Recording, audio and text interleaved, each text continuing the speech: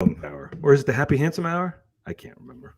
I don't. I think happy may be the word that. It is 4:31 Eastern. Oh boy, Dad is shockingly distracted, but he's connected to the podcast.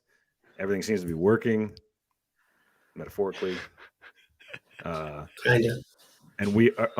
Now that I hear that microphone, I don't know. Yeah, that microphone might not be right. right. That was a little bit of that echoey, like it's on your laptop. No, when you hit it, it goes like. So listen.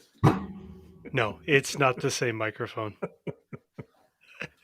We're off to as good of a start. It sounds like you're in a garage, is what it sounds hopefully Purdue's coaching search is going better than our current technical difficulties here. Everyone jumped into the side right away, and someone started with next coach. Greg started with next coach, bad takes only, and we got Tressel, Les Miles, John Gruden, Bo Pelini, and what's really funny is a bunch of those were on the list last time around. Right. Les Miles, Bo Pelini. Is it getting frosty in Purdue? Ted says no, and come on, still bad. I think it's better. I thought it's better now. We'll see. It should be good now. It should be good. There we go. Fine. Now he's back. He's back. All right. Are we live? No. Yeah. Ed Ordron. We didn't do an Ed pod, or did you do a capsule? We haven't done an Ed capsule yet. Come on, but get on it, please. My favorite part of this. I'm going to say something to everybody out there, and I'm going to throw myself under the bus here because it should be noted. Seriously, the guys at Boiled Sports who are the normals minus me, they busted their ass this week. Well, for real. You might want to get more. And it's pretty cool. Like I said, Anish during my quick cast how much he loves this season generally, and he's always ready. People acted like that list that Anish has, the master list, is something that's just whipped up. No. It's constantly revolving, and he's always ready for the lousy thing that we just have or we're going through now. And when this comes up, he gets into high gear. And so these guys, because I can't claim credit. All I did was the logo. I can't claim credit. I appreciate what they did. And by the way, I just noticed. I just thought, getting the banquet, a banquet here, right? Yeah. I'm going with my Boiled Sports glass. I don't know if I can start a bourbon this early, but go on. Sorry. Didn't mean to wreck your flow. But I really hope everybody out there, there are some people that have given some compliments to you guys, but mostly it's been things like this. Nope, not for me. No, thank you. And they're not even reading the damn work. Guys, this is not a joke. This is a lot of research and time these guys have put in this week. And I know a lot of you appreciate the fact that we broadcast, this stuff is harder than broadcasting because they're doing a lot before they put the virtual pen to paper. It's pretty impressive stuff. And I want to say hats off to you guys. I couldn't do it this week. I would have loved to have been a part of it. And we would have publicly busted you up a little bit more had you not have given us warning that this week. You were pretty clear. Yeah. When I said on the pod on Monday that you were in California, that actually the only part of that whole story that was true is you were in California. Yeah. The whole origin story. You actually were out there for work, and he said to us, I can't do it this week. This sucks. And you did let Purdue know that this is not an ideal week for a coaching change. Yeah, and you know what? They just ignored me. The whole thing. Brohm ignored me. Bobinski. That's so fun to say. Yeah. By the way, that was a dead ringer. That line. Oh, he crushed, man. He's so good. He's so good. He crushed it. Painter was a good sport. Like everybody was like, it was well done. I wonder. Yeah. So let me confess to you one more thing. Yeah. Sorry. There was something on Twitter. I just know I glanced at it. I didn't read the whole thing. And so somebody gave us a hard time for something. And I don't like, so there are a lot of things I can deal with. I can deal with people disagreeing. I can deal with being made fun of. But if I feel like there's a shot on my character, I get bothered. If I feel like there's a shot on your character, for some reason, I get more bothered. And so I took offense to something, and they were trying to be funny. It was a poor attempt at humor. I don't know if they're in here. And so I was like, I'm going to mute this guy. Like, I'm going to go, not mute. I'm going to block. I was angry. And then he's like, whoa. That's all I read. But it sounded like he was being serious and saying we were spreading misinformation about what Purdue was about to do. And I'm like, shit, no, man. These guys have been doing yeoman's work, not getting paid for it. Hell, really, the funny thing is, we're not clickbait people. We don't do that shit. No. And so, well, so we're not read the damn link. We're really not saying we need it for clicks. We don't get paid on clicks. We don't get paid. So that's the thing, that we don't get paid based on exactly. This is just a passion project, but we do sometimes bait clicks. So the like the Urban Meyer post, it's a test. Maybe it was a little bit of a test. Just like you had that teacher who was like, oh, none of you did the reading, I can see, because I told you to read a chapter that isn't in the book. Like, we put it out there. And I will say, hey, let me also just drop something else in here. Yeah. Somebody suggesting that we were, possessing some kind of knowledge and sabotaging or whatever. Here's the truth. And you can share as much as you want to. We sometimes do get tipped off to things. Oh, man.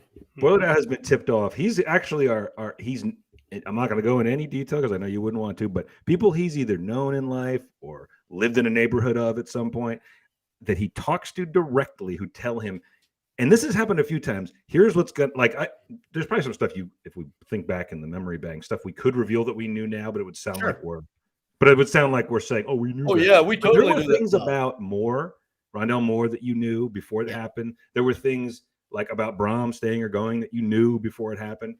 I mean, the last time. And like you literally got it from a source and came to us way before anything broke and said, I didn't get permission to share this. And you've gotten a few tips that aren't, so don't worry, we're not holding anything over you guys. You've gotten a few inclinations about what could be happening without specifically because they know that we have this outlet and that they don't want to put us in a position where we know something. But the point is, we could be floating things that we have an idea of. But reporting is here's the dirty little secret. Reporting's not fun at all. Like reporting is really hard work. Conjecture is way more fun. Yeah, exactly. All of the people that actually do the work is really hard. The funniest also part of this search, and I suppose I don't know if we want to go into candidates or like talk about the Brohm era just in general, but all of it. But like the candidates that are being brought up are so generic and boilerplate that you mean by like the media types? Yeah, that you can tell that this is like such an airtight like operation. This is what Bobinski does, man. He's idea. a pro. He's a pro. I mean, his press conference made us. Someone commented, and I can't even remember where. It might have been on Twitter, but they said they agreed with all of us saying we loved how Bobinski ran that press conference. And somebody even pointed out he didn't give a long non-answer to questions he didn't want to answer. He simply said, "Great question, not going to answer it." How many have you interviewed? Too. Move on. Yeah, exactly. Yeah, that was right at the end, right? That was awesome. The way he handled it, the way he said it. Like he didn't put them in their place. Nope. He was like, "Great question," and I can't answer it. And then the guy who was over the presser, who I don't like, "That's it. That's it. Good job. I guess we'll end there." So too many good questions. We don't want that. So we should probably start with just a 10-minute trashing session of Jeff Brohm and how much we hate him for just everything. Just what a terrible coach. Bowl game in the near future. I think that would be so fun. I mean, you know what? His first and last games at Purdue were in Lucas Oil Stadium, and his first game was against Louisville. I mean, like you can't. There's so much like weird, poetic symmetry and things. That's cool. Screw Wisconsin. So here I'm gonna go. You guys read my exactly. Screw Wisconsin anytime. The whole thing about Louisville is Louisville. Louisville, they don't like. So say they don't like that. Louisville. So let's do it that way. I don't like that program. I don't like the athletic department. I never have. Okay. I like Jeff Brohm. I do. I like his family. I like the whole thing there. And that's why it hurts me pretty badly. I take things personally in life generally that I shouldn't. These guys both know it. So like I'm hurt that Jeff doesn't love Purdue as much as I do. It's kind of that simple. But I think he did love it. I think he liked it a lot. Do you read I think he liked it a lot, but he loves Louisville. Of course, that's okay. Yeah. Yeah, and so here's first of all, if you hear any national reporter, any people that talk about college football, any whatever that says it's about the money, don't listen to them on this topic. If you look at their contract, it's a lie. It's a flat out lie. If you look at the contract, because I think it was a 7-year, 7-season contract, and so the option was it 6? So it was like 5.5 base, and So then he it gets. ends up. So at let's think 6. about this, guys. Tell me, Anish, you can probably figure out quickly. You're the math guy amongst the three of us. The inflationary increase of his salary is beep, pop, pop, pop, pop. Negligible. He really didn't get that much of a raise, is my point. In 2030, his base will be $7 million. Which Purdue is could have done that 8 years old. tomorrow. Sure. Sure. And And Bobinski like would have done it. Bobinski actually, and Bobinski didn't even say this. Brohm said this within a room full of 250 Louisville people. He said, Mike Bobinski came to me and said, write your contract, years and dollars, and I'll get it done. Such a great thing that he did it. And Brohm was like, it's not about that. And Bobinski he said Bobinski knew that too, which means the tone was not begging. It was Bobinski saying, what do I have to do? I know this isn't it, but if it is it, what do you want? Can I ask you guys a question? Just it's a because I think all of us were reviewing in real time the bowl game presser on Monday. Okay, so let's go back in our minds. All of us were watching that, I believe. I believe that's true. And one thing that I took away, and I took a couple notes about it, was that Bobinski, they almost didn't engage, even though they were next to each other. Bobinski was very matter of fact, very dry. I think he knew something was up, like meaning it's in the air. So I'm not saying anything was being hidden from him at that point. I just think he said, yes, something's happening. And it was like kind of okay, we're not going to talk about that right now. I don't get the idea that they ever had a ton of friction in the relationship. I think Bobinski was honest with him when he thought things should be better. And I think Brohm was honest with him when he thought, okay, things should be better. I need this much money for whatever. And I think when he addressed him, I think it was that same tone. Listen, I understand. What can I do? It's matter of fact, not hysterical, such a steady hand. Yeah. And in the comments here, we have a couple of people saying that Jeff Brohm knew Monday morning. I wholeheartedly disagree. I don't think he did because Satterfield didn't leave till Sunday night. Why? Here's the thing. Why would he need to know? Like, what is it going to do if Louisville leaks? That all of a sudden they're looking into it and Satterfield's going to do this. When Brohm said that he didn't look at Twitter Monday morning after he dropped Brady off to school and he only found out because Brady told him to check Twitter, I 100% believe it because there is no incentive for anybody to let Brohm know because first, it would put him in a bad place. And second, he probably made it clear he didn't want to know. And third, everybody knew that this was how it's going to end. Right. And so, the other piece that was here was that his wife and daughter ended up going back down to Louisville, a year and a half ago or something like that, just because his mother-in-law was sick and passed away. And so they were taking care of family and ended up staying. It was supposed to be temporary and ended up staying. Again, this was a story Brohm told during the Louisville press conference. And what else, and then piecing that together with Brian Newbert's reporting that says that in 2008, and even when Brohm was saying, or 2018, even Brohm was saying this at the podium, everybody in his family, Howard Schnellenberger, everybody was telling him to go back to Louisville after 1.5 years at Purdue. And Brohm was the one that stood on it and said, no, I can't look myself in the mirror. It's not right. And the thing that went unsaid, I sold Rondale Moore on coming here. I can't abandon him after 1 year. Mm-hmm. Brohm is not a normal guy. Brohm really isn't. He's not a normal coach. He's probably a more normal guy, right? Human, I mean, right? He's very much more normal human. To do what's fun. But man, he's a dude full of integrity. He rebuilt Purdue's program, like Bobinski said. He showed that you can be successful at Purdue.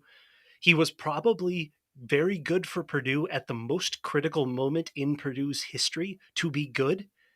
And for that, it's what other, I don't know. I don't know. I know it's sad to be ditched. And I know that there was only one job that he would leave Purdue for likely, or other than NFL or Oklahoma, right? There was one job that he would leave. You always said Oklahoma. I always thought it'd be Florida. He doesn't want to go that far away. He wouldn't go that far away. But Oklahoma's so far away though too. I mean, that's the thing. I don't in agree hindsight, with Anish on that one. Anish, I think all of them are too far away. Now, Purdue was in a unique position because it was a cool job in the Big Ten that was very drivable from Louisville. That is a weird, lucky. It was the perfect. Right? And he was a Tennessee. He was a Would've been former good. quarterback, Yeah. a brilliant offensive mind. He had Midwest ties. Like, it very much reminded you of only the Recruited best Kentucky versions well. of Joe Tiller years. Recruited Louisville Indiana and really Kentucky, well. yeah. I mean, like the perfect guy for the perfect time. There's nothing but gratitude, and we all know how this was going to end. Right? You can.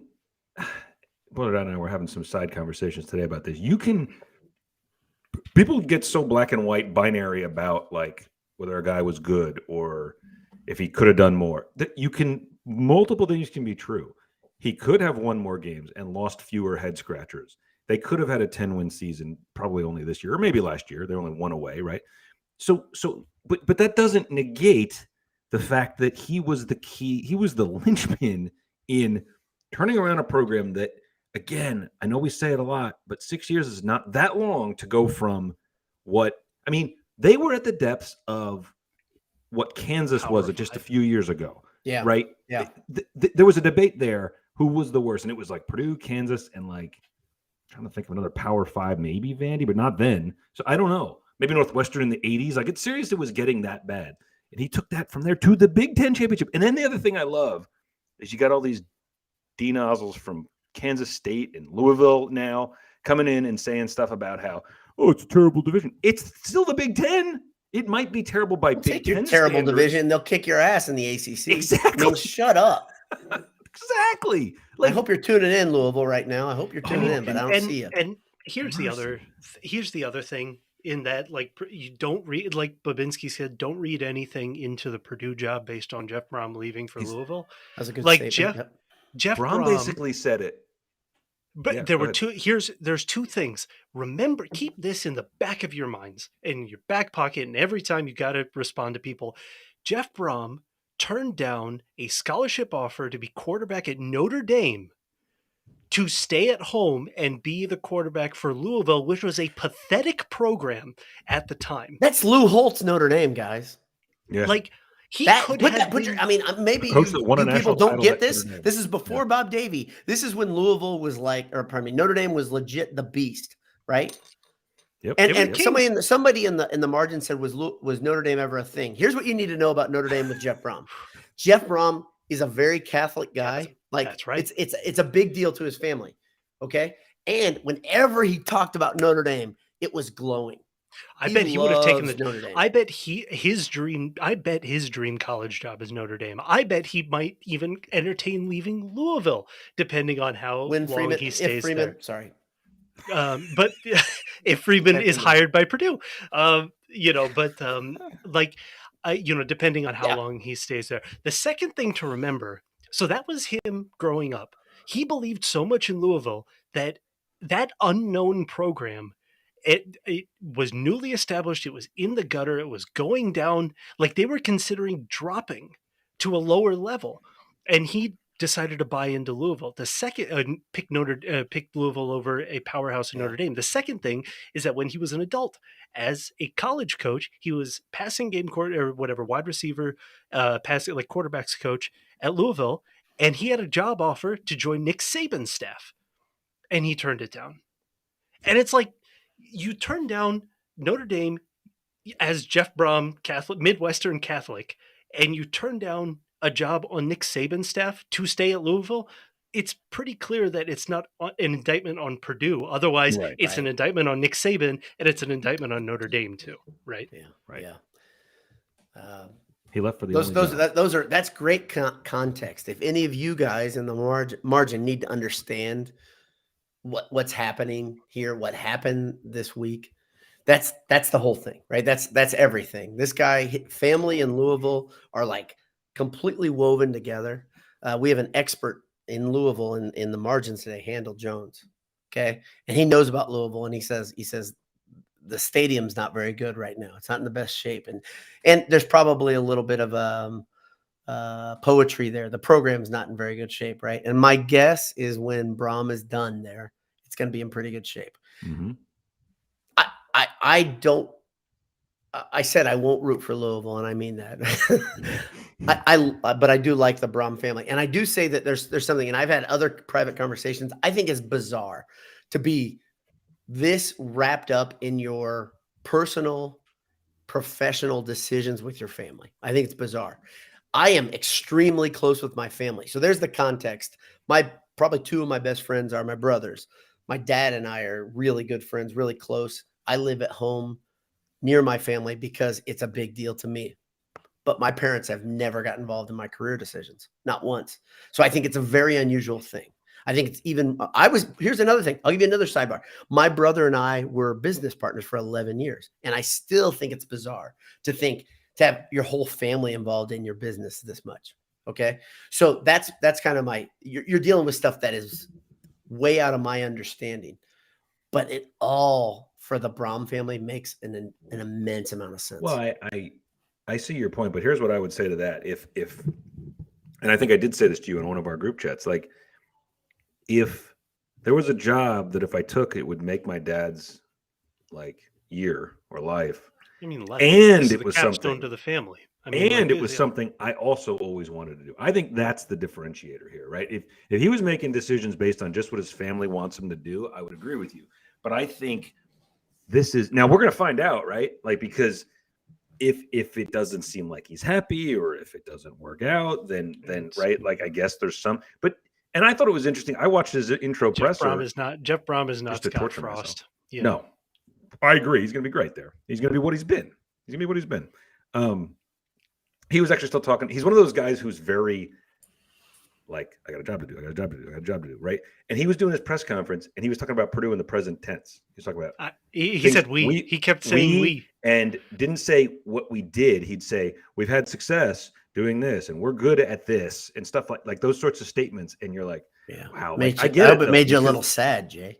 Oh, of course. God. Of course. But I'm saying, I think when you've left a job where you did but you maybe went to something better, sometimes there's a long period where you're like, well, at that place, what we do, it's like, you're not there anymore. Like, and it's tough. I mean, it was hours after he accepted it. So like he was recruiting up to the day before, talking about Purdue and the current present. Because you have to, and there's no, you gotta do your job up to the last second. There's no, that people got mad. Yeah, I don't know how to handle these transitions, guys. Like, I just don't get it. I said it to you guys in jest, half in jest. I left a church, okay, that I'd volunteered at a bunch of different levels, okay, but I was just a volunteer, and I'd worked for 1 year as a paid employee, as a partial paid employee, okay? So there's a professional connection and a personal connection. Both my kids were dedicated to that church. We had a lot of tie-ins. One of my siblings went there, okay? And when we left the church, it was hard to transition out of that church. Now, can you imagine? Think about what Jeff Brohm's done. And we all have made a note of this. He made Purdue personal as he could. Yep. His son is friends with Coach Painter's son. Oh, yeah. His kids ran through Mackey Arena in the bowels of it because they said, okay, this is kind of your home for however many years, right? Purdue family embraced them. And so when you make this decision, I don't know if there's a graceful way to back out. I really don't. And I don't even know, like, and I hate this because I don't know how to say, I don't think Jeff Brohm likes even a bit of lying. I don't like to lie. And I don't know how to do this without a little lying. Like I'm trying to be as graceful as I can here. Like I think there was a bit of lying in here. And the reason I think here's the thing, recruits. To us, it doesn't matter. Like it doesn't matter what you like. Lies of omission to fans don't matter. I don't think for a second he ever told Bobinski that he was staying and then left. Oh no, I agree with that. I think Bobinski knew it. I don't think for a second he planned this and knew and this and that and the other. But what I do think is that's why you hire search firms. As much as we joke on search firms, that's why you hire search firms for that one level of removal, and that's why you have an agent. But he's got an attorney that's not an agent, right? So he has an agent. He has a full agent now. Oh, he does now. Okay, that's new, right? Isn't that relatively new? It is since his 2016 contract. Or whatever, I guarantee you that's a guy that he grew up with, right? Probably. He's a Louisville guy. Yeah. So when everyone in the margins here asks questions about communication and when he knew and all that stuff, the athletic director, and he didn't have the connection that what's the previous AD name? Anish, I'm sure you remember. Toira? Was that it? Toira. Very good. Good job, Vince Dave. Toira. I was saying know, good because I wasn't quizzing. I couldn't remember. Yeah, but there are so many connections there with his dad in Louisville and his brothers. His dad's like a shadow AD. I mean, the funny thing, there's been some funny jokes made on the Knucklehead board. See, Knucklehead board is a weird place right now because it used to be someplace that was somewhat cloistered. You paid $100, so you were a different level. Now that it's $1, you think it's changed? Now it's $1. You have all sorts of bull crap just flowing in. By and the you've way, got to kind of, it's like Twitter now. We're in full flight aware season. We're in full flight tracking season. I was going to ask you guys. It's literally on my notes here. Flight tracker. Okay. Flight tracker is a funny thing because sometimes it's silly and sounds conspiratorial, and sometimes it's right. Kalen DeBeer was recruiting somebody out of San Francisco, and there was a flight from San Francisco to West Lafayette. Kalen DeBeer is clearly. We have several people who are demanding that we move on to candidates because let me tell you guys how much control you have over what we're going to talk about. It's. Let's talk about Nebraska for a little bit. We do have to get some Nebraska talking. One thing Michael Gordon said a few comments back, and there's a million things in there that you guys have made some good points on. That I good think stuff, a lot of good stuff. He did say Brohm thought he had four more years, and I'm not sure, Michael, if this is what you're talking about. But with Louisville football, despite people saying, "Oh, it's a mess down there," they went 7-5. They made a bowl. Satterfield was not doing a terrible job. He had a great recruiting class lined up. He had a 5-star running back who recently decommitted, interestingly. So I just bring that up to say, I think that's an interesting point. Michael says, like, Brohm probably thought Louisville doing well is not bad for my eventual desires. Like, I'd love to, like, not that there's ever a smooth time to do this, but let's say he coached at Purdue 2 to 4 more years. Was it 8 to 10 seasons? Who knows what happens? Who knows how many 7-8 win seasons he's strung together in a row or more? And then the job comes up and he's 55. Well, now you're like, I think even all of us would be like, well, if he's going to take it, he's got to take it now. He's got to. This was probably just a little sooner than would have been perfect for him, but it's still pretty ideal because it was 6 years into his Purdue time. It's so ideal, guys. The roster too. It's such a clean. Next year would have been a new chapter in Purdue football anyway. AOC because of Allen. AOC is done. The entire class is kind of done. Charlie, Payne Durham, like there's a lot of. It's the Maccabee, Brady Allen, whoever else kind of the next era, right? And so it would have been a new chapter anyway. There is no Rondale Moore that he feels kind of a Louisville superstar that he recruited and kind of feels loyal to. And, he was he's a Louisville area superstar. I missed periodically this season. I would just be like, "Oh, Milton, damn it! It would have been so good." Oh my gosh! So he was a conclusion on the Brohm thing, and I'm sure we'll touch on it, whenever the next coach is hired. But like, a perfect guy for the perfect Purdue era that delivered exactly what we needed. Like, man, would we be a disaster if we would have strung together another failed coach after Daryl Hazel and Danny. Goodness, gosh, that was critical. Then we said it. The way that Kansas State fans talk about Purdue would be true. Right. Like, their delusions would be what the situation is. There is no foundation at Purdue. There is no, you know what I mean? Like, if that would have happened, but it Purdue didn't. averages. We got the guy. Purdue averages more people in their stadium than Kansas State's stadium holds. Yeah. Like 10,000 more. And Purdue's not the biggest. Purdue's the bottom 4 in size in the Big Ten, I think.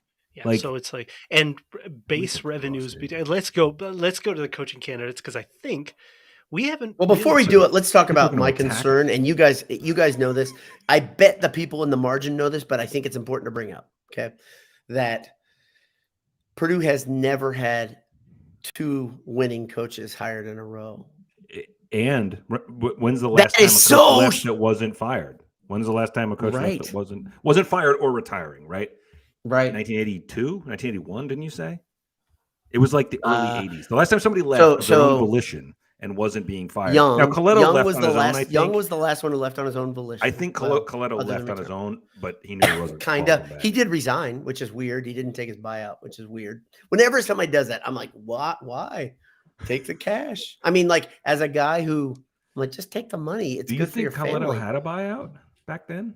Sure. I mean, Yeah. that's why you have a contract. Isn't that the whole thing about a contract? That I guess you're right. you gotta. I guess I mean, you're right. I don't know. But I don't think buyouts were what they are now. No, it probably would have been like $75 and a bag of peanuts, but still take it because the bag of peanuts can sustain you for a while. Nolan Hostetler put this comment up a while ago, and I messaged Anish and asked him to save it. Jeff got me a Foster Farms Bowl ring my senior year working for the team. I'm treated like royalty at Rawside now, thanks to him. Ever grateful. So he bought your love, Nolan, is what you're saying. But I do think that's super cool. By the way, Nolan, can you answer this? Nolan, I believe you're the guy that I met going into the convention center last week. Was he wearing? Tell me if I'm right in the comments. He was probably wearing his ring. Yeah, exactly. Was he wearing a Foster Farms Bowl ring? No, I thought so. The reason I remember his last name, and there's 2 Hostetlers that follow us. And I think it's Nolan. Look at this guy with the details. Yeah, well, my brain doesn't work that well. He did a deep audit of the 17 or 18,000 followers. I was going to say he's memorized all the followers, and well, it's hard to memorize all the porn bots. That's the hardest thing, because there are plenty. I think it's half. So there's candidates now. We have the Boiled Sports search firm has been paid handsomely, and we have your candidates. Whether Bobinski is employing us or not is completely none of your business. J Money, just everything is falling apart. I dropped the arm broke off. Hang on, I may have to mute. But the racket. I know exactly. Boiled Sports. This is why the search firm needs this money. We need to improve our infrastructure. Equipment. Look at this. It's infrastructure. It's all about infrastructure. It's infrastructure week. Look at the damn thing's broken. Look at it. I'm going to hold it like a like Freddie Mercury in a concert. You used to have the stand that sat on your desk, right? Didn't you? Maybe, but I like this because it clamps to the side of the desk, and then By the way, Anish's Freddie Mercury reference is so good there. I was watching something on the plane. It was about the 80s, and Freddie Mercury carry a half mic stand. He took How it. Many he people took know the who Freddie adjustable Mercury part. was. Everybody knows who. I bet our demo is pretty heavy. It's Freddie Mercury plus. listeners. Yeah, exactly. I think so. Like for what? I literally, Anish, I was watching. And I said, "What the hell's he doing with the mic stand?" But that was his thing. It's so good, man. Oh, he's so good. Y'all should watch every Freddie Mercury clip that you get. Yeah. I think without talking, all 3 of us ended up with, I think, like our top 3. Oh, yeah. Can I do this? Can I? Because I previewed a top 5, but I gave only 3 today, and I want to give 3. It's on an envelope, which is the way pros do it. Jay's gone. So I want to give my top 5, Anish. I'll give you a chance to think about it if you want. I'm sure you're. My guess is you have your top 5 absolutely ready. But I want to give my top 5, and I want to tell why. So I told my top 3. I'll give them again: DeBeer, Clausen, Kleeman. Okay. Kleiman. Dagnabbit. I better learn how to pronounce. Well, I can remember. Exactly. So, by the way, when my older brother, is a huge Brohm guy. Okay, and he called him Brohm. He thinks I don't remember it for the first year. Can LBD, is that true? Yes. He called him Brohm. And I was like, it's not Cadillac Brohm, it's Brohm. It's because he said, well, then how would it be bromance? I'm like, stop. It's Brohm. Okay, anyway.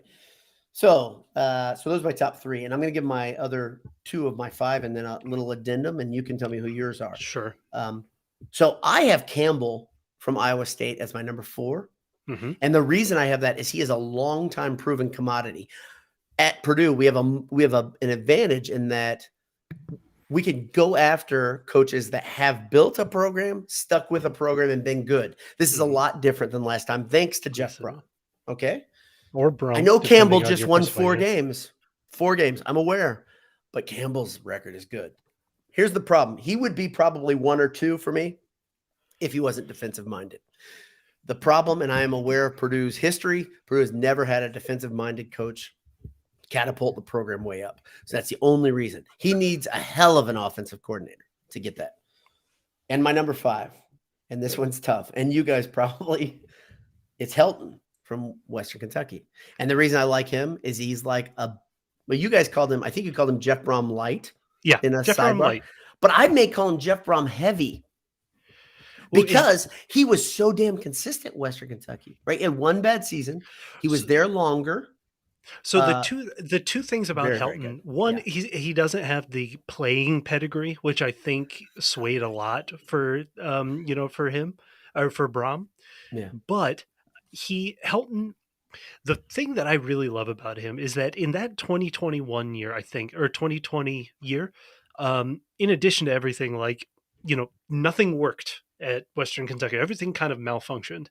And what he did was went to FCS, found one of the highest powered passing offenses there was, brought in their quarterback, wide receiver, and offensive coordinator, just like took the whole thing and brought it to Western Kentucky, gave them free reign of it, and they dominated. They put up 6,000 passing yards. Let's go. 60-something. We like offense at Purdue. Let's go. 60-something passing touchdowns. Like, what are we talking? Those aren't real numbers. Those are dumb, so yeah. And every Western Kentucky hire that Purdue has made has worked out. So I don't hate it. Okay, so I'm going to give you my 2 bonus, okay? Because I went head coaches with experience first, okay? That was a big deal for me this time. We've gotten older and wiser as a website. I've gotten older and wiser as that guy who looks at potential coaches, and Purdue has their budgets are different. But coordinators are still on the radar, and the funny thing is I don't have everybody's favorite coordinator on my list because of that offense-defense thing. My other 2 are Monken and Riley. If I was going to give 2 bonuses Garrett that Riley. aren't hit, yes. Oh, yes. he's on my list. Yes. Oh, I like him. That's big time excitement there. But I love Monken. I love Riley. So those are my top 5 with the bonus 2. I'll reiterate the fact that DeBeer is probably my number 1 for multiple reasons. But if he could bring Penix with him, that'd be great. I accept DeBeer. I missed a couple there. DeBeer. Then who's your 2 and 3? DeBeer, Clausen, Kleiman. I'm a learner. Fine with that. Then Campbell, and then Helton. I would not be unhappy with any of those hires. And I don't know how to rank it. Like, I think Kleeman and DeBoer are both up there for me. I think I would still be excited about Campbell, even though I think I agree with your assessment that he's not a perfect fit for Purdue tradition-wise, right. but he's 43 and has Gosh. No matter what he's been coaching there a billion years. He's 43. Got like 12 years, 12 awesome. seasons. He just needs a little freshening of the. He's intense too. He's got. You know what? You know who he reminds me of? I'm going to ask you guys if you see this too. Does he not remind you a little like just mannerisms and facial expressions of Andrew Luck? Do you see it? He's a lot smaller, strange, isn't he? Troll-looking man. I think he dresses sharp though. So like we've seen this. A lot of coaches have their look, and we learned with Daryl Hazel there can be some really bad looks. Ooh. But I always think Campbell looks sharp. He's got like the vest.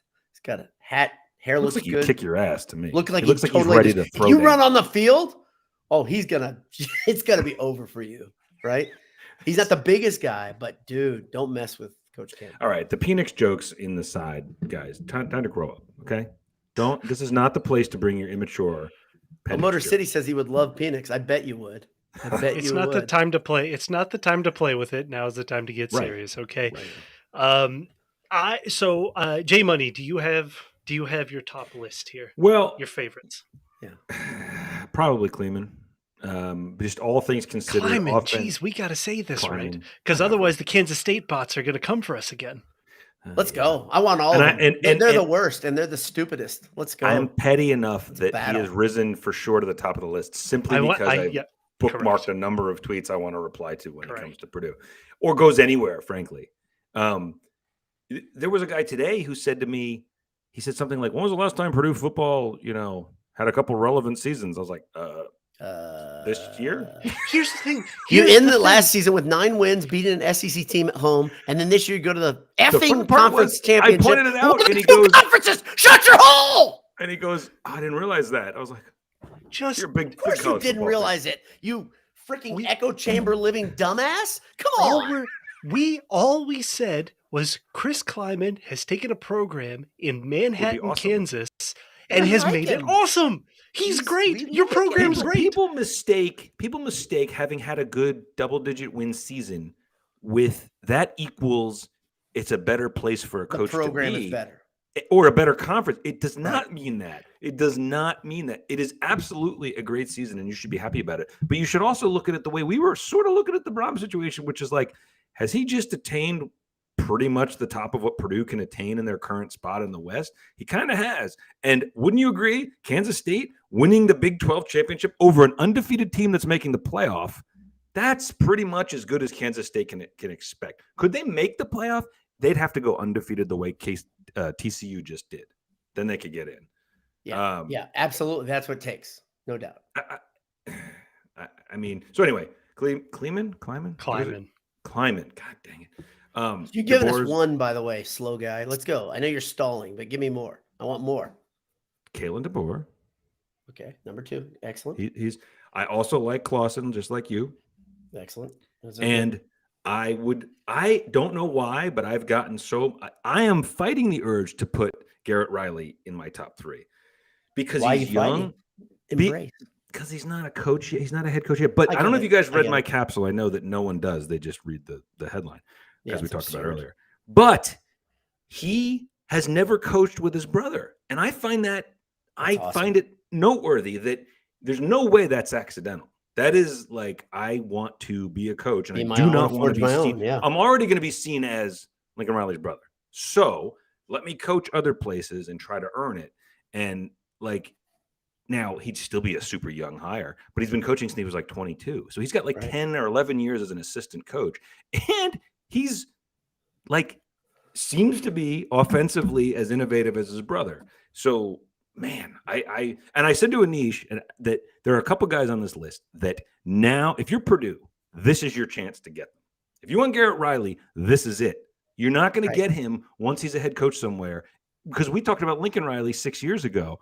Yeah. And that wasn't a crazy thought. So does Garrett Riley go the way of Lincoln Riley, or does he go the way of Ron English? When I was seeking him back in 2008, like, this is the thing. We're old enough to say we've sought out, or we've been like, yeah, I like that guy, right? We sought out guys that went the wrong, like it didn't go well, right? But we've also sought out guys that have gone. How about this one? Here, this is the one that I love, that we loved in 2008. We love Kevin Sumlin. Guess what? Kevin Sumlin, we were right. Kevin Sumlin, good coach. And then Kevin Sumlin, bad coach.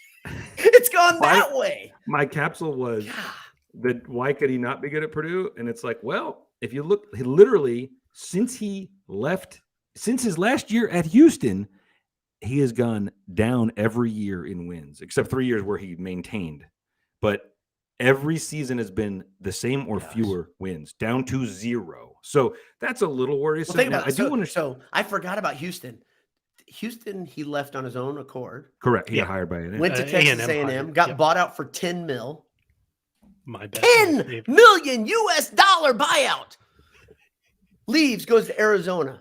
What did he get bought out for there? $7.9 million buyout. Leaving aside what he made, is a genius. Leaving aside what he made in all those seasons, you're just talking about an average. I found this of $3.5 million a year as a coach.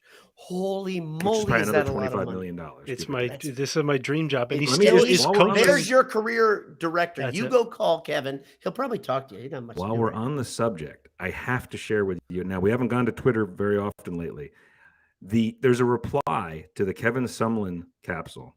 And I don't know if this is for real. This is the problem with Twitter now. You can't tell if people are. We've got a guy following us that I'm not sure if he's really an ex-Purdue basketball player, if he isn't.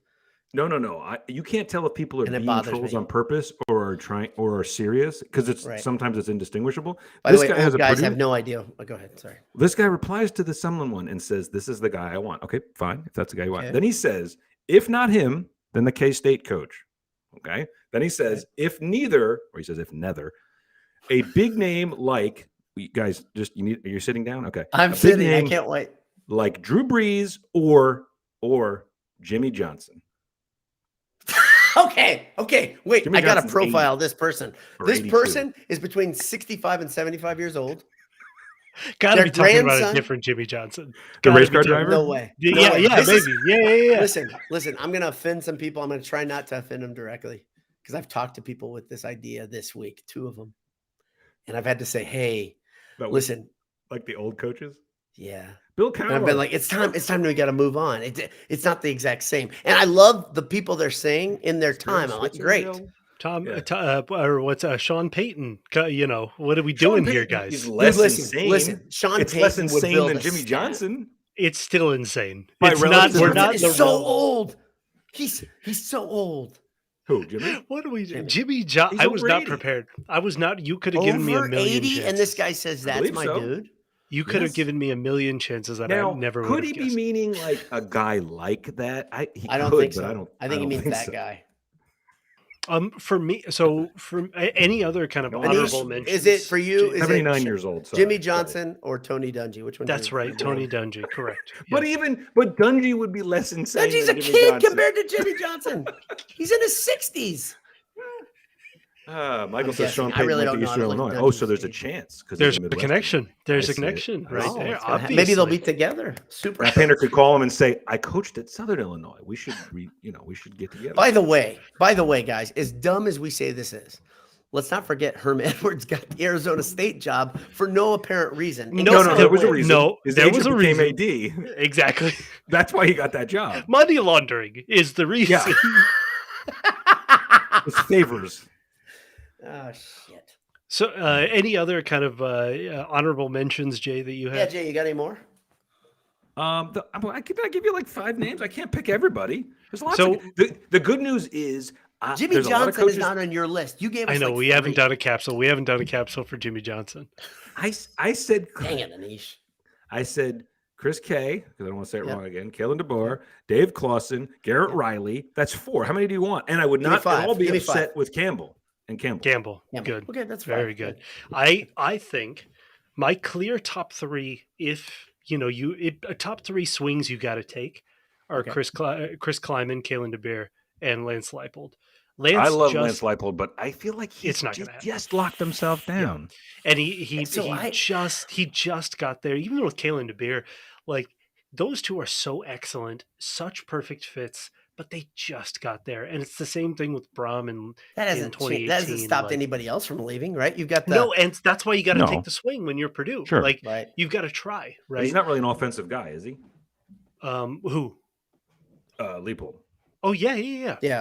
He's perfect. Like he's high offense, zero defense. He's perfect. No one said Jim Leonard, by the way. There's a reason. Well, Lance Leipold is kind of modern Joe Tiller, right? Wait. I'm sorry. Ron Gable, who I know is a close person. Rob Gable's my boy. He says, now, is he asking the people like the randos on the side here? Yes, or is he please. asking us? How many of you got Jeff Brohm right when he was hired? The Boyle Sports search for him. We did. The people you're watching right now. Ron knows that. Okay, I thought he would. So he's saying that to the people who are out there throwing out nonsense. It's us. He's not talking. So Ron and I have known each other for a decade. And he sits behind me. So we're in the same block. Those are the 3 swings, home run swings you've got to take. Shout out Ron Gable. Like if Purdue has the facilities, the Big Ten reality, the money, like, and we're an athletic director that's trying to take a swing, you've got to make those 3 calls. Try that. Yeah, you've got to try them. Which lands me on I asked Jay Money this, if you had one chip to place on a guy for as a bet on the thing, I think it's going to be my number 4, which is Matt Campbell. Yeah. I think if Matt Campbell, because you think that's a surefire win. I think once you get past those 3 and once you look at the rest of the list, it seems like the best and most real, the kind of Venn diagram overlap of the most realistic big swing that Bobinski would take, and the guy that would take the job is Matt Campbell. I think he'd take it right now. I think the timing's really good for him. I think so. So here's the thing, and I said this in some of my capsule reviews, is that there's a factor here that maybe it's because of the Brohm situation, but somebody just suggested we hire Tim Tibbles. I saw. Distracted me right away. That made you laugh. This is the same thing. Guys can just name guys. Tim Tibbles, exactly. That's a guy. Purdue fans can name terrible coordinators. So I think that there's a factor at play that makes a guy like DeBoer harder or Leipold harder, because when you've coached somewhere, say 6 to 9 years, it's like the Brohm situation. You've been there long enough that nobody's going to, unless they're irrational, is going to fault you for saying, I'm going to look around a little bit. If you've been there somewhere a year, people could have a right almost to be pissed that that's not a commitment, You're a jumper. Guys. You're a jumper, right? So when you look at Campbell, when you look at, there were a few guys on our list. Clausen is another one where it's like, been there 9 years. Like, are you going to be there for life? Or are you going to jump again? Because you've done what you can do. You've proven. You've done what you can do. You made the ACC title game. Well, title game and won 11 games last year. Clausen, people act like he's not good. Screw you. He's He's really awesome, good. coaching dude. job. He's Fantastic so awesome. coaching job. Same thing. Like Wake he's just Forest. he's a stable, constant, excellent. He'll head never coach. embarrass you, Stable which genius. is always what we've. So if you're asking, are you going to retire there? I really do think that Clausen might. Like, I think Clausen He is so might. comfortable at Wake that he might. I think that conversation, right? Where we're not talking, but the back channels are talking. I think that conversation goes either really quickly or right away they're engaged. Correct. Like I think right away he says, "Nope, I'm not going anywhere. I'm at home." Right. Okay, fine. That's okay. And if you do that with any of these guys, I think most of them say, well, it's probably going to take too much to get me there, so you don't need to worry about it. I think it's more like that, right? Yeah, totally. When do you think Bobinski reached out to Saban's people? When did that happen? Because I mean, the only way to end his losing streak against Purdue is either to schedule us or Become take the job. Yeah, exactly. Well, speaking of that, Jay, this is a fun thing. Right He's been at Alabama. What's he going to do? Retire at Alabama? Yeah, that's an absurd idea. Is that your statue job? Oh, it actually literally is. Literally has it already. Oh, I have a couple. It's like Bill Snyder coaching on. Yeah, it's like Bill Snyder coaching on and Bill Snyder Field. Anyway, right. It's right. I have a. But don't forget your question you're going to ask, because I just wanted this before I forget. I need to say this. In here, that's. I had this thought yesterday about, because I was reading a story about Texas A&M because I can't get enough of Jimbo Fisher falling on his face, and I got this. He's kind of slow motion falling. It's not. Maybe it's a Brewster's Millions sort of situation where they were like, here's $95 million, but if you get yourself fired inside of some certain amount of years, you get $1 billion. And he's like, I can do it. I can figure it out. I'm your guy. I got it. I'll get number one class, and then I'll lose. They won't know what's coming, and I got $1. Anyway, how do you do that? Creativity. Okay, yeah, right. My question is, and I think it's a real question, guys. I think it's really important. I think you all need to really answer it. So when Purdue hires Jim Leonhard as their head coach, sure. So does that break the Kyle Orton, Kyle Smith curse? So this gets to my number 5 guy, because there are all these other options.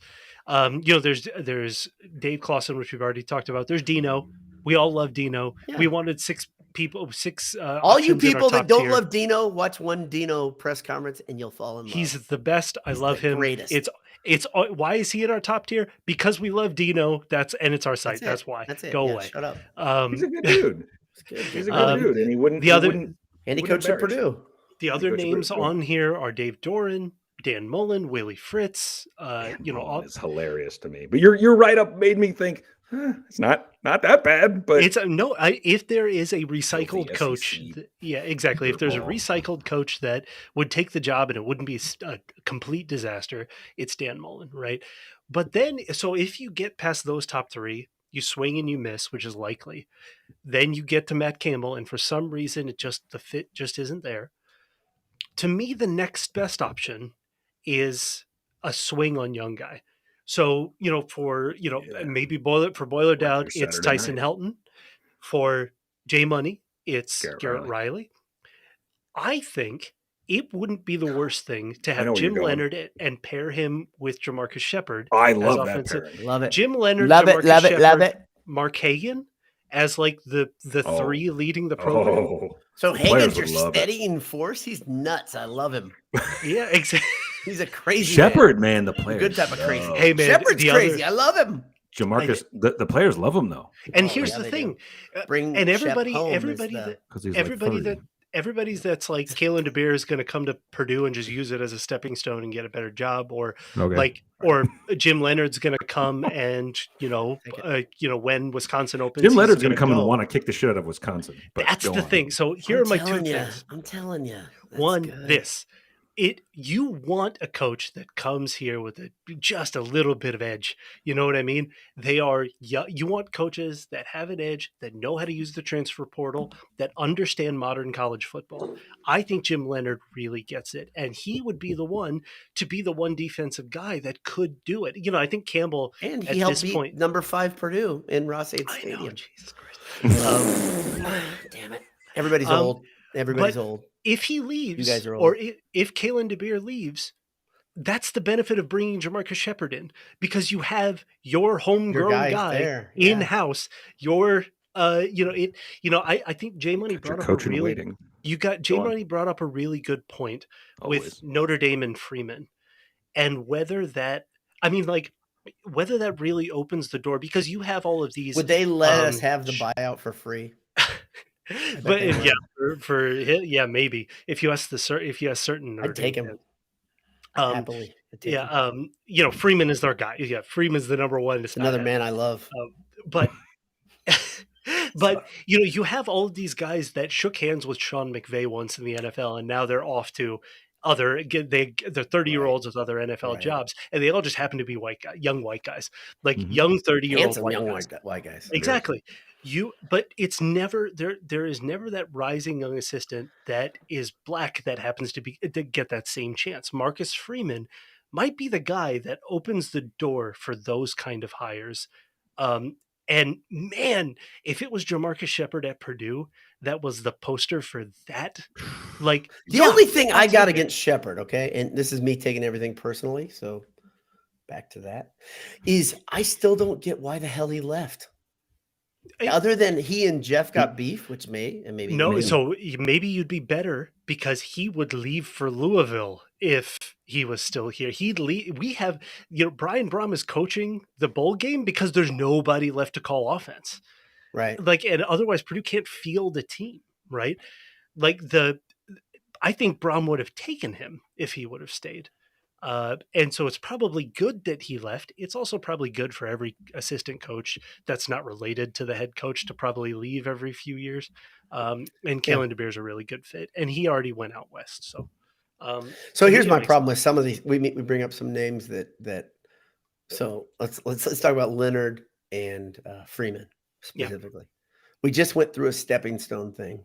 We just talked about it, and we just went through it with Jeff Brohm. Leonard and Freeman, they have homes, right? And their homes are pretty easy to understand. Yep. Fickle, I think, could have a very long career at Wisconsin, sadly. Like it's a disaster. Really, just an absolute disaster. The worst, right? The worst.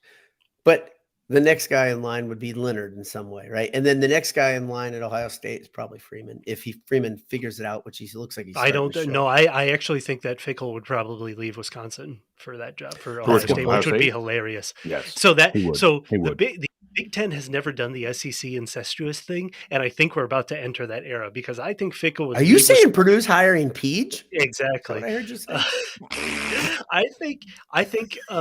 I think that would be full circle, wouldn't it? I think Fickle would leave for Ohio State. I think Matt Rule would leave Nebraska for Penn State, which would just make me laugh. Right. Like I think that we're in an era where that could possibly happen, right? Well, if every team is in the Big Ten, that's another way it could happen. Exactly. With a 35 to 40 team conference. The two things for our three, if you want to attach yourself to the young up and coming choices, Garrett Riley would be fun because the historic Big Ten rivalry of USC and Purdue would just be juiced if you have brothers that are coaching against each other. It'd be great. It's kind of inevitable, is what you're saying. It seems to be destiny, right? The second thing is. Leonard coming to Purdue would complete the actual coaching carousel of Fickle going to Wisconsin, Satterfield going to Louisville, Brohm going to Louisville, or Satterfield going to Cincinnati, Brohm going to Louisville, and then Leonard going back. You just too tidy. It's totally amazing. And it's too tidy. It would be perfect. You just rotate your tires every 5,000 miles. Exactly. Easy peasy. It's fine. Well, let me bring up one comment here. Kevin Past has, if you could bring that up for me, Anish. Kevin Past says, why do people say no, 3 no's to someone? I'll tell you why. As a guy who was. We love him. I love him. Yeah. I mean, I could say did love him. I still love someone. Okay. That's a Purdue guy, born and bred. Okay. All you have to do is look at his, if you look at trajectories or trends, whatever you want to do it, just look at what he did on his last 4 years coaching. 3 of those are Arizona. He didn't complete the third year. He was 0-5 his last year at Arizona. That was completed, by the way. It was 2020. That's all they played. Oh, okay, good. Thank you. It would be 9-20 at Arizona. It would be the saddest version of Fred Akers. You know what I mean? It would be. Well, Fred Akers though didn't have Purdue roots, but it was the end of his career, right? Yeah. Right. And I would say that's it. That's the whole thing. Is if you look at the trend. And so it's funny. I had this discussion with my dad today via text. My brothers and my dad on a thing, and he says, "Someone's my guy." And I told him, "Here's why this isn't." Okay. Here's why someone is not my guy any longer, Dad. And I went over and he says, I shouldn't even. Okay. So, because my dad eventually listens and I just feel bad about publicly. It's mean. And will he ever text me again? But my dad says, I think it'd be a good confidence builder to get him back. And I was like, Purdue isn't in the program to be we're a not. confidence builder. That's not how that's old thing. We're not that way. Yeah, exactly. I will forever love Kevin Sumlin because there were three people. I still love Sumlin. So I'm with my dad. But there were three people that, or two really that made when Joe Tiller died, their reaction made my heart warm. And one of them, sometimes I go back and watch it. It was a random press conference that it was just the start of the week press conference after like a generic South Carolina win or something like that Sumlin had when that program was rolling. And he spent the first 10 minutes talking about Joe Tiller and like the impact that he had on him and everything like that. I love him. The other thing was Nick Saban. When Nick Saban talking about Joe Tiller, like, was awesome. Yeah, I mean, it was so cool. It makes you realize that we had the coach's favorite coach, right? It's like Painter right now. It's like you have the coach's favorite coach. You have the guy, and that's special. So I'll always have that for Sumlin. It's someone's not like right Babers. We like him, and he's even if Purdue roots, but no thanks. If it was Dino. If his last 5 years was Dino's last 5 years, I'd say, yeah, sure, bring someone home. But it's not. Hovering a little bit over 500, like it's a disaster. Right? Well, Sumlin, it's done. And he had a great career. He would, and Michael brought this up in our group chat, he would be such an excellent offensive coordinator at Alabama or at one of these programs. If he really wanted to do this, he could go and supercharge. He could be the old head that knows how this is run. Great recruiter, great offensive coordinator if you really wanted to, but that's not it anymore. So hey, I think we're getting close to the end, and I want to thank Martin Vintage and AJ's. They've been loyal to us. Like we talk about. I'm loyal to funnel cake fries. And you should be. Look at you though. That's amazing. Look, you're a specimen somehow, and you still love the funnel. It's healthy. Fries. It is, yeah. It's a pre-weight lifting energy builder. Get you ready for the exercise. Have your funnel cake fries. Have your burgers, beef, and beer. Head over to AJ's on Vine. EatAJ's.com. And of course, if you are scrambling to find the thing for your loved one, go to Martin Vintage right now. MartinVintage.com. Enter Boiled at checkout. Get 15% off. They're good folks there, and we suggest you go there. Anish, do you have any closing thoughts? I gotta say that it's funny. I said this in the quick cast that it's like the process of grieving happened with me. It happened quickly though. I would say you saw it, you heard it. I was hurting a little bit, took it personally, way too much about Jeff Brohm. And I've moved on to optimism, like many of the people here in the margins. I'm excited about the opportunity that can happen here for everybody involved. Is there anything that you look ahead that you're like, you could see some pitfalls, or you're like, okay, let's not make that happen? I mean, I would be concerned if it was a name for the sake of a name. Mm-hmm. Now, I don't think this is how Bobinski rolls, but if you look at the list here. I think Jason Candle is not right. I think some of the assistants. I don't think Fritz is right in my. Fritz would have been perfect for like Georgia Tech. I think Georgia agreed Tech because he's kind of hovered around 500 a lot of seasons, and he plays a hybrid version of an option of the option that Paul Johnson option, awesome. A passing, a more passing heavy version of that. You've got Todd Monken. Is like the name floating around there. Bill O'Brien's agent has been working double time to make sure that he's on every list. Kind of going down the list here, like Joe Moorhead. Joe Moorhead was probably the road not taken for Purdue. So if Jeff Brohm would have turned the job down, that infamous call with Mitch Daniels when he kind of closed the deal after he made a 3-year mistake and realized that not investing in athletics was a deadly mistake. And Bobinski and Mike Berghoff, who are still steady hands, awesome. The steadiest hands that Purdue can, Purdue can ask for. Joe Moorhead was the road not taken, and I think it would have been fine, but it wouldn't have been Brohm. I think Purdue was better than where he ended up, which was an ungrateful Mississippi State after Dan Mullen. And he won, 7, 8, 9 games there, and they didn't like it, and they fired him. And now, it's very strange for programs to do that. I hope Purdue doesn't become one of those kind of programs. And so those are the kind of names where I would just be, Brian Harsin is the other one, Paul Christ. Like, these are the retread names just for the sake of them that I'd be really nervous about. How about Narduzzi? He's literally I'd hate not. it. Okay. I hate it. Absolutely. So the funny thing, if you guys don't understand, I'm in Pittsburgh. Yeah, he's in Pittsburgh, so he's up close to the culture. So you're talking about Jim Leonard in terms of the defensive, or Matt Campbell in terms of the defensive guy. Those are young guys. Matt Campbell at this point is a program runner. He's no longer a schematic guy. He's the guy you bring in to delegate and and he's got connections to good coordinators, right? That's Jim Leonard is young and malleable and willing to take chances. Pat Narduzzi would love nothing more than 6 to 9 football games. That's what he wants. That 1 year with Kenny Pickett was an accident. It was an accident. It was a Mark Whipple accident. Dynamic. He does not enjoy it. And so the only reason that Pat Narduzzi's name has ever been connected with the Purdue job in these recent years is because his agent wants an extension from Pitt, and Pitt doesn't want to give it to him. And so that, those kind of hires would be disasters. And I don't think Purdue's going to make them, so I'm not terribly nervous about it. But those would be the ones that I would be, I've already said the ones that I'd be good with. And I think we've named pretty much everybody on our list, but it would be shocking if it was somebody outside of that, because that group, because either that means it's so far, it's Marcus Freeman, it's so far outside the realm of possibility that we didn't even think that it was possible, or it was like so much worse that it's bad.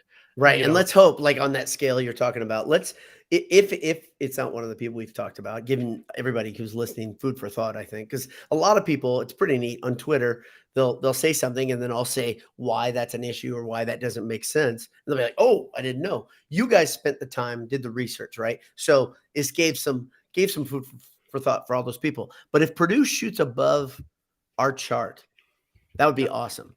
If Purdue shoots below that chart, that would be like, ugh. There's some depths there. Yeah. Right. But so what I would say, though, I think, because somebody asked this a long time ago in the margin, what's the day next week that we should expect an announcement? And I can't give that estimate, but I just feel like this weekend is going to be a big deal for the B&B, Mike and Mike search committee. I think they're going to get a lot done this weekend. I think by Tuesday or Wednesday, we'll have an announcement, if I were guessing. I think we'll have a leak Monday and probably Tuesday, Wednesday announcement. I'd be surprised, considering early signing day, if it stretched beyond that. Exactly right. That's the thing. The calendar's still rolling. Time still keeps going. So the fact that recruiting calendar has changed, and coaching cycles and bowls and nothing else has adapted to it, has made this college football chaos. It makes it a hodgepodge so much worse, right?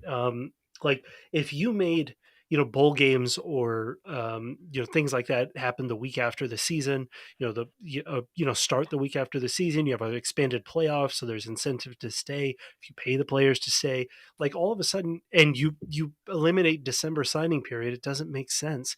You do it January once the season is over. Like, that solves a lot of things. It's not the transfer portal that's created this. It's this early signing period that has. So I think Purdue has to have a coach, before then. There was what's the date where you would get nervous? If the early signing period starts in it, that date goes past and Purdue doesn't have a head coach, that's when that's when it's okay to start doubting Bobinski. Yeah. And I think one thing that, Anish, I'm not going to lump you with me because you're not that old, but as older guys, both of us have been through this a couple of times. There are a lot of people on Twitter that are absolutely panicking about next season. And I would say, it's okay. It's okay. Pump your brakes. It's a lot longer journey than just one season. So you shouldn't make every decision and have every emotional response to that one season. You should look at the broader view. But It is important. The thing that, if I'm going to keep fighting myself back and forth, it's such a different era with the transfer portal and the way guys can come and go as they want. Purdue's had 3 defections from their class already. It's okay. It's okay. The class and the Newbert made a good point that the class didn't have Rondale Moore on it, and everybody that was on here already had an existing connection to Purdue. They want to come to Purdue for reasons other than that, and you need a head coach who knows the transfer portal and can work it, can solidify all of those players, those good players with connection who want to come to Purdue, make it a good place to end up. And third, have a recruiting inroads to somewhere else. For Jeff Brohm, it was Louisville, right? And Kentucky, right? Like that's where, Danny Hope tried to make it Florida and we knew that didn't work, but Jeff Brohm had a genuine connection to Kentucky. And, I know there are people kind of jokingly calling him, it's maybe not, but in our margins, I'm pretty sure they're jokingly calling him a traitor. If you think that, look at the amount of Kentucky recruits and Louisville recruits that he brought to Purdue. Over the last 6 years, the amount of Louisville fans that were bad mouthing Jeff Brohm for being a Louisville traitor, it is off the charts because he was funneling them all here. So those are the kind of 3 things in addition to scheme and program building and not being an embarrassment that you've got to think about when you're making Michael always talks about in our sidebar conversations about innovation. And I think innovation is a good thing. I think if you look at some recent versions of it's a while ago, but I look at what Joe Tiller did when he came to Purdue. He made Texas his hotbed and he said, I'm going to go after that second level Texas guy because he's really good. That wasn't what Joe Tiller did at Wyoming. That's the thing. It's wild. He said somebody got in his ear and said, we can make some hay down there. Right. It doesn't make any sense, but he found a way. So I hope the next coach is flexible enough to say, we're going to move a little bit. You talked a bit about, was it Kleiman who gobbled up that coaching staff and that group, right? Was Kleiman. Oh, right? No, it was Tyson Helton. Okay. That, to me, that type of thinking, it's a lot like Matt Painter every year. And I know it's a weird thing to cross over. Painter has a small enough ego to say, hey, guess what? I've got this personnel or I've got this situation. I'm going to do what I can. But if I can't, I'm going to go and I'm going to change. That's pretty awesome. And he still says, okay, we're defined by this, which is everybody busts their ass. Anyway, it's a big fun time ahead. We got a lot of cool stuff coming and I'm excited about next week.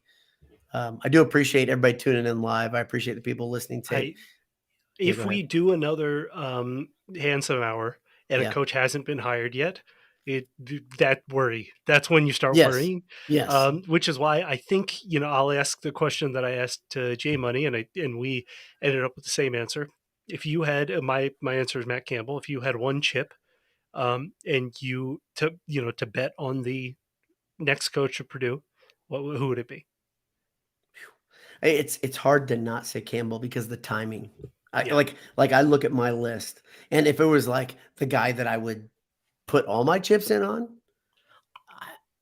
even though De Beer's my number one, I'd say Clausen. Oh, and sure. I've been consistent about this behind closed doors about Clausen, but I don't think he'd come, and that's the thing that I'm worried about. Right? If you put all that in, and you're like, okay, we waste all this time and whatever energy you get eggs in a basket. All these people, eggs in the basket, right? So I would say it's Campbell. I don't know if there's another answer. Where I'm like, okay, this could work really, really well. And the timing is so good. It's like Jeff Brohm's timing. If you guys don't understand that, literally everything was time. Yeah, it was time. Exactly. That's so. that. Do you see any different? You say it's Campbell too, right? I think Campbell is it's the perfect intersection of guy that's probably ready to leave his current job. Somebody that Bobinski would consider his buyout, by the way, a big swing. I don't, but I know that De Beers is something like 10 million. His is 10 to 12, depending on who you talk to, and that shouldn't be a deterrent for Purdue. No, because you know why it's a down payment because you put that on the back end of his bio, right? Right. You say okay, we're going to write this check, but that means if you really want to come here, Washington is paying him middle of the Pac-12 right. salary. His salary which is not crazy. So like Purdue could instantly give him 6 or 7. Purdue could pay the $10 million buyout, but then Purdue could say for the next 5 years, your buyout is 15 flat for 5 years. Right. And that's what, and then you've locked in essentially either a $15 million check from a big program or, 5 years of a really, really good coach. Yeah. Same thing. It's weird though, because I don't think Bobinski is big on buyouts, clearly, right? Yeah. Well, I think he will. That was the other part of this where I don't think Jeff Brohm ever lied to Mike Bobinski. Otherwise, you could have made the buyout sky high. But why do that? Why create friction with one of your great employees when you know they're going to deliver for you and you know what their next step is? And they've been clear about it. They've been honest about it with you. Like, why? The only reason to do that would be to stick a finger in their eye. Right. And just like if it's kind of, it's the least malicious way to say, if you don't want to be here, that's fine. Like we get it. Yeah. And you know what I mean? It's not the angry version of saying that. So I don't mind it at all. De Beers is 10 million. I think Kansas State, again, he's got a really close relationship with that AD. It's probably not going to happen. It's 100% a call you have to make. If you're a Big Ten or SEC program, every single opening, from Ohio State all the way down to Vandy should be calling, if they open, just say, hey, just in case you're ready to go. Kleiman's real. He's awesome. But, he probably doesn't, he probably takes himself out of the, running for that. I think De Beer may listen. De Beer may see this as like he's uncertain of Washington's future. They haven't really invested in him. Who knows? But just Campbell, it just seems to be like the most likely. You know what I mean? That doesn't mean he's the favorite, but that means like, he's like 8% likely. Nobody else is over like 7. Wouldn't it be great for like some, I would just love to see, because we talked about this over and over, Brohm kind of checking off the boxes that he couldn't get done. And I think that's one thing. It's interesting. We talk about another thing that lines up. He kind of got rid of all those things that he had, the problems that he had. Like winning this game versus the only one he didn't get was Wisconsin. Yeah. That's a pretty big one. So that's, I guess, Jim Leonard's job. Yeah, exactly. You can solve that by hiring Jim Leonard. That's and I actually really like how we basically came up with the same top 3. Or at least the top 2. Yeah. We all had our 1 or 2 other swings that you got to take. Yours Clausen, mine is Leipold. Like you just got to try it. And that, Campbell is the safe option, the one that we probably think is most likely. And then we didn't talk about this at all. No, by the way. And then we all have our young guy. We all have a different young guy, swing target. Tyson Elton, Garrett Riley, and Jim Leonard. So like, there are a lot of good. Purdue's in a good place. Purdue's got a lot of money. Purdue's in the right conference. Purdue's very lucky to be in the Big Ten at this moment. Purdue's very lucky to have had Jeff Brohm at this moment. The athletic department is really solid. For the last 6 years, we had Matt Painter and we had Jeff Brohm as the faces of the athletic programs. We had superstars. Like what a great time. So like we're in a fine place and Brohm is home, and that's probably the right move. What you just said is completely factual, and it's weird to say Purdue's in the position where they're the hunter when they're looking for a coach. If you would have told anybody who was a fan of Purdue to say you're going to be in a position where you actually have money and have a little bit of power where you can say, okay, this is why you should come to Purdue. And it's not just a weird sales pitch or some unusual connection. Man, it's different than it was 6 years, 14 years ago, whatever. Exactly. I mean, when the best you could get after Joe Tiller was, his handpicked guy, like, rah-rah lineman coach, right? Shout out to Danny Hope. We love you. Yep. Yeah. You don't want him to. Goodness gracious. You sent that picture. I think it was you or Jay sent a picture on our long-haired Danny Hope. His jawline. It's just terrifyingly beautiful. Oh, he was awesome. He was awesome. And every day you knew that he woke up, looked in the mirror and was like, I can't believe I'm Purdue's head coach. I'm Purdue's coach. Yeah. What a deal. So I think we'll end up with a coach this weekend. I'm sure that you'll end up with a quick cast reaction right after, and we'll pod later. And if it ends up Tuesday comes and goes and we don't have a head coach, then we'll do a podcast and we'll not be happy about it. We'll not be great, but it'll be fine. Yeah. Also, guys, before we sign up, Purdue is between 5th and 3rd in almost every ranking in basketball. We Is can that talk good? about that later. I think it's pretty good. I'm going to do some Okay. research. Good. Boiled Sports Analytics Desk is on it. Yeah, very good. Yeah, we'll find out the information, but I think it's okay. Excellent. And the other neat thing is Houston, who's in front of them, plays number 8 Alabama. Not that I've been looking. And then Texas and Houston play each other. Those are the teams that are in front of Purdue right now. There we go. Good. And we've already broken through the ceiling last year, so people will be like itching again to put Purdue at number one, to put Matt Painter's team at number 1. They're going to be itching for it. They love it. But until they got to beat Nebraska, and that's the thing. You got to take care of the business. There's going to be a stupid loss in here somewhere. There's going to be a Nebraska is sneaky, and they better understand. They just had an upset, didn't they? Yeah, like they just they beat Creighton within go. the last week, yeah. And then they lost to Ohio State. No, I don't know. They're not consistent. Same thing. Like I was impressed with oh gosh, who'd we the Big Ten team that we just played. Anyway, Rutgers, or whoever we just I was impressed with them. Minnesota. Minnesota, Ben Johnson. I was impressed with them. You're young and they're not there, but like that was a better team than last place. Like if last place in the Big Ten is that, like Big Ten is tough. Like they've got tough players. They could have, Purdue could have sleptwalked through that game and been in danger. And so it's a good team. It's a good team. It's a good time to be a Purdue fan. It's fine. And when Chris Kleiman is introduced as head coach of Purdue University in 5 days time, we'll have just a bunch of Kansas State tweets, bookmarked and ready to reply. Well, it's not going to happen. Again, for people that are clipping this like they clip the blog post and like selectively just for selective outrage, it's not going to happen. It's not going to happen. But I think it'd be tough to have selective outrage against you and the people that wrote this week, because you guys did such a good job getting broad. The net was large, but it's pretty clear. If they read them, they can read through the lines and say who's really a serious candidate. Yeah. And you cleared up some of that today, which is great. So, well, thanks to everybody for tuning in. Have a wonderful weekend. It's almost 6:00. You should be heading home from work soon.